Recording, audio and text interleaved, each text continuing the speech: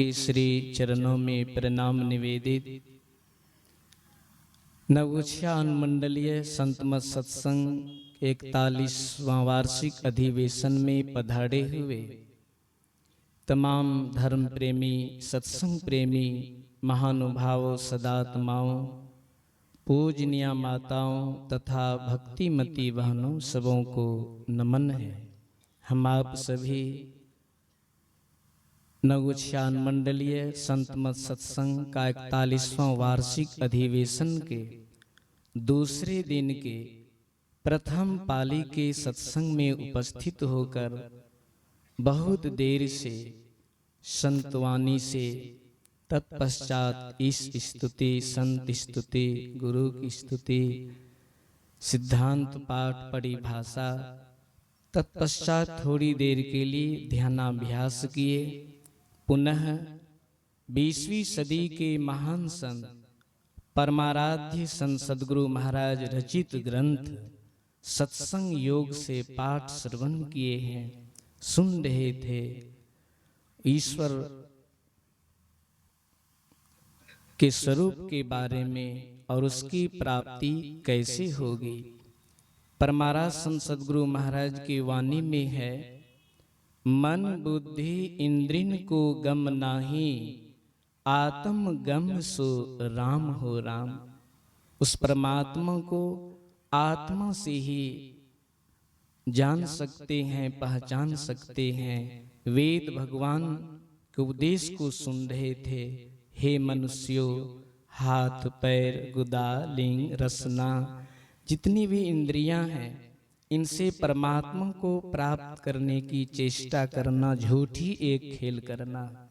वह तो इंद्रियातीत है। ऐसे जो परमात्मा है सूक्ष्माति सूक्ष्म। भगवान श्री राम जब वाल्मीकि मुनि के आश्रम में गए हुए, भगवान श्री राम कहते हैं वाल्मीकि मुनि से कि मुझे कुछ दिनों तक यहाँ पर निवास करना है, ठहरना है। ऐसा जगह, ऐसा स्थान बतलाइए जहाँ कुछ दिन तक ठहर कर निवास करूं। वाल्मीकि मुनि ने कहने की कृपा की, पूछे मोहि की रहूं का, मैं पूछत सक जाऊं, जह न हो तह देहु कहीं तुम ही दिखाठा। हे राम, आप कहाँ नहीं हैं? आप तो सब जगह हैं, सर्वव्यापक हैं। पहले वह आप जगह बतला दीजिए, आप कहाँ नहीं हैं, तब मैं वह स्थान बतलाऊंगा ठहरने के लिए। आप कहाँ नहीं?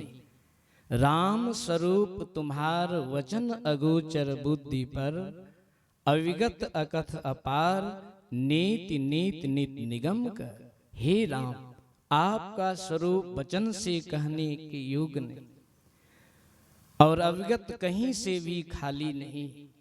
जो ऐसे परमात्मा है उसकी प्राप्ति कैसे होगी? गुरु नानक देव जी महाराज की वाणी को सुन रहे थे कि काहे रे वन खोजन जाए।